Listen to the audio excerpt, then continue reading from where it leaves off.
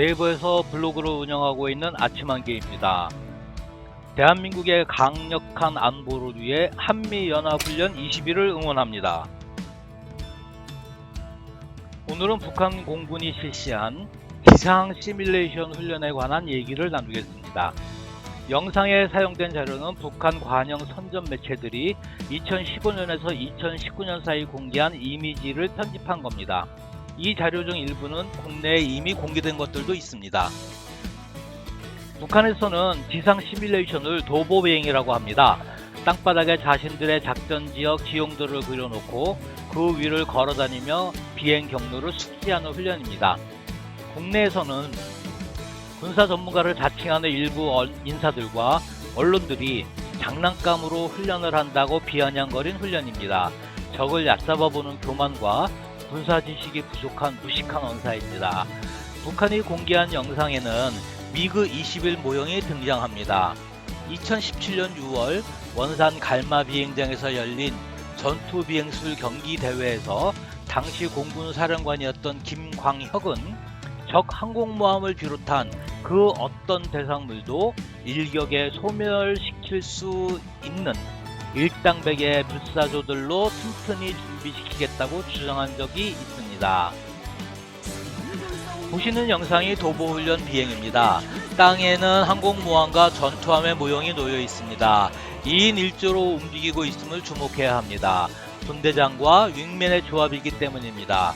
구형 미그 21로 미 해군 항공모함의 방어망을 뚫는 것은 불가능에 가깝습니다. 이 점은 북한 조종사와 지휘부들도 잘 알고 있습니다.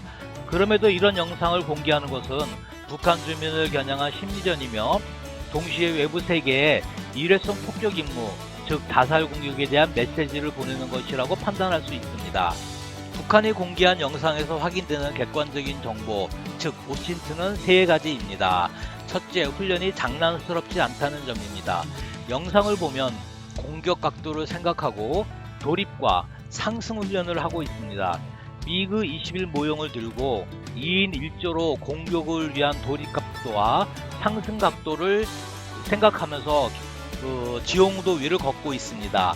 일종의 이미지 트레이닝이라고 볼 수 있습니다. 참고로 전투기의 편대 구성을 설명하면 다음과 같습니다. 1번기는 편대장입니다. 소령, 중령 계급자가 보직이 됩니다. 2번기는 1번기의 윙맨입니다. 공중 전투 시 1번기와 한조가 됩니다. 3번기는 부편대장입니다. 고참 대위나 소령이 담당합니다. 공중 전투 시 1번기의 전투를 보조합니다. 4번기는 3번기의 윙맨입니다. 즉 1번과 2번이 한 팀이고 3번과 4번이 한 팀입니다. 이륙 시에도 같이 합니다. 북한군 공군이 도보 비행 훈련을 하면서 2인 1조로 움직이는 이유입니다. 두 번째는 땅바닥에 그려진 지형도입니다. 이 지형도를 미처 보지 못한 자칭 군사 전문가들과 국내 언론들은 장난감 훈련이라고 운운한 것입니다. 이 영상에서도 2인 1조로 지형도 위를 걸어가며 자신의 항로를 숙지하고 있습니다. 도보 비행에서 조종자가 들고 있는 판은 항공기 조종석 판넬과 전방 유리창입니다. 항공기 내부에서 외부를 바라보는 시야 훈련을 한 것입니다. 그리고 지형도는 조종사가 하늘에서 내려다보는 지형과 그 느낌이 유사합니다.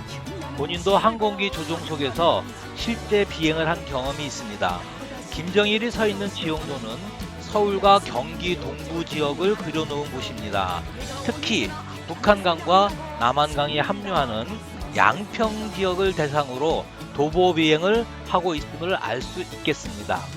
그렇다면 왜 양평 지역을 지형도로 만들어 놓았을까요?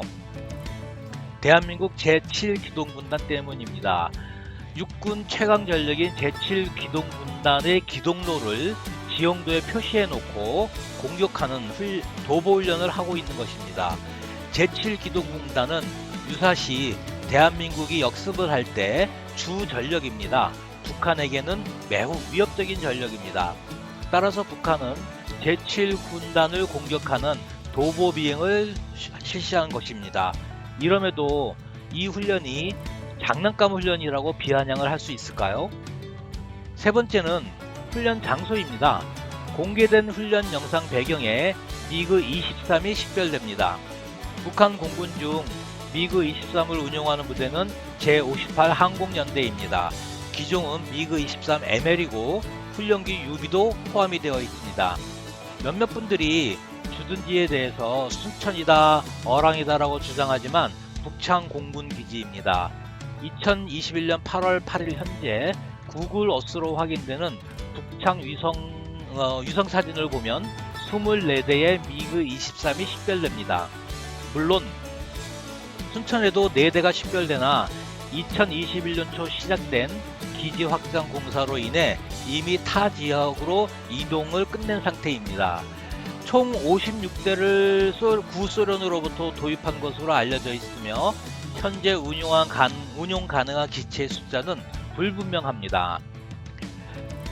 나중에 요 다음에 보시게 될 자료는 미그 23의 기체 성능과 비행 능력에 관한 내용입니다. 전문적인 자료이므로 이해하기 어려우신 분들은 그냥 읽어보시면 됩니다.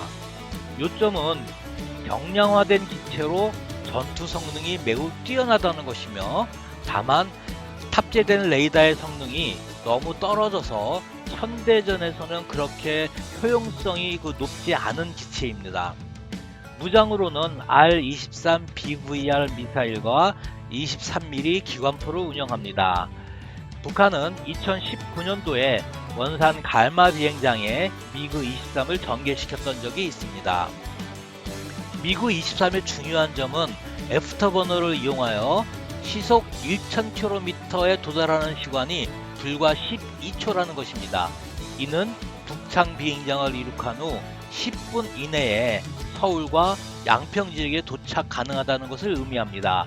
제7기동군단의 대공 방어력이 강화되어야 되는 이유 중에 하나입니다. 미그 23의 속도와 항속거리, 그리고 북한이 공개한 훈련 영상을 종합하면 미그 21 모형으로 훈련을 하고 있지만 조종사들은 미그 23 조종사라는 점입니다. 이들이 훈련하는 지용도가 서울과 양평 일대라는 점을 확인했으므로 북한 공군 제58 항공연대의 전시작전 임무는 대한민국 제7기동군단의 역습을 저지하는 것으로 볼 수 있습니다. 북한은 미그 15, 17, 19 등 9시대의 전투기를 아직도 보유합니다. 대한민국 공군과 미 공군의 고성능 전투기와 대결했을 때 공중전투를 수행할 수 없는 기종들입니다. 공중전 자상으로 볼 수 없는 이 항공기들을 왜 퇴역시키지 않고 보유할까요? 운용 교리가 따로 있기 때문이 아닐까요? 미그 15와 17, 19는 지상 공격 능력은 아직도 그런대로 쓸만합니다. 지나친 비역이라고 할지 모르겠지만 일회성 폭격 임무, 즉 자살 공격 플랫폼으로 활용할 수 있습니다. 북한 공군 입장에서 노후된 전투기를 어떻게 활용할지 고민을 했을 겁니다. 그리고 자신들의 상황을 반영한 전투 교리를 만들었을 겁니다. 북한이 보유하고 있는 전투기로 대한민국 공군과 전면적인 공중전을 펼치지는 않을 것입니다. 대신 일회성 폭격 임무, 즉 자살 공격으로 대한민국의 전략적 요충지인 발전소, 군수공장, 방송부, 대규모 보급 창고, 그리고 주한미군 기지를 공격할 겁니다. 이때 미그 23이나 미그 20기가 어무로 따라오겠죠. 이런 맥락에서 미 해군 항공모함도 공격한다는 말이 나온 것입니다. 따라서 대한민국은 북한의 이러한 저성능 항공기의 대량 침투에 대한 준비를 해야 됩니다. 지금처럼 고성능 전투기를 획득하는 것이 옳은 정책이 아닙니다. 수백 대의 미그 15, 17, 19를 수십억원 하는 공대원 미사일로 잡는 것은 너무나 비경제적입니다. 가볍고 빠르고 고기동하면서 근접 공주 전투, 즉 도구 파이팅을 할 수 있는 제공기가 있어야 합니다. 그리고 미사일이 아닌 기관포로 적추와, 그러니까 저성능기를 검출시킬 수 있어야 하고 지상의 방공 시스템을 보강해야 합니다. 북한이 선전 매체를 통해 무슨 말을 하던 간에 그것이 우리에게 중요한 것은 아닙니다. 미 해군 항공모함을 공격하든 말든 그것은 북한의 판단입니다. 우리에게 중요한 것은 북한의 전투 교리를 파악하고 저들의 의도를 분석한 후 우리의 대응책을 준비하는 것입니다. 이런 것이 항제 전장의 진정한 의미입니다. 국방정책에 관여하시는 분들은 자군 이기주의를 버리시고 대한민국이라는 큰 틀 안에서 의사를 결정해야 합니다. 시청해 주셔서 감사합니다.